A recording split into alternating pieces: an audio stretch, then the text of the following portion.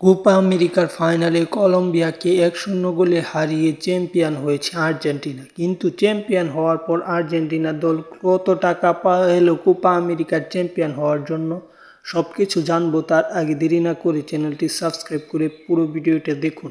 Copa আমেরিকার সেমিফাইনালে কানাডাকে হারিয়ে ফাইনালে ওঠে আর্জেন্টিনা, অপরদিকে শক্তিশালী উরুগুয়েকে হারিয়ে ফাইনালে ওঠে কানাডা এবং ম্যাচটা অত্যন্ত জমজমাট ছিল। সেই ম্যাচটিতে কানাডাকে আর্জেন্টিনা ২-০ গোলে হারায় এবং ১-০ গোলের জয় নিয়ে কোপা আমেরিকার ফাইনালে ওঠে কলম্বিয়া এবং আর্জেন্টিনা। এই ম্যাচটি আরও বেশি জমজমাট হয় এবং অতিরিক্ত সময়ের গোলে ম্যাচটি জয়লাভ করে আর্জেন্টিনা এবং এই জয়ের মাধ্যমে কোপার চ্যাম্পিয়ন হয় আর্জেন্টিনা। চ্যাম্পিয়ন হওয়ার মাধ্যমে আর্জেন্টিনা মোট টাকা পেয়েছে যেটি হচ্ছে চ্যাম্পিয়ন প্রাইজ, সেটি হচ্ছে ১৮৮,১৭,৫২,০০০ টাকা। আমি আবার বলছি ১৮৮,১৭,৫২,০০০ টাকা। এটি হচ্ছে চ্যাম্পিয়ন বাবদ টাকা। আরও প্রত্যেকটা ম্যাচ জয়ের জন্য ফ্রি আছে কিংবা আরও অনেক পুরস্কার আছে যেগুলো বললাম না। এটি হচ্ছে শুধু চ্যাম্পিয়ন হওয়ার জন্য কত টাকা পেয়েছে।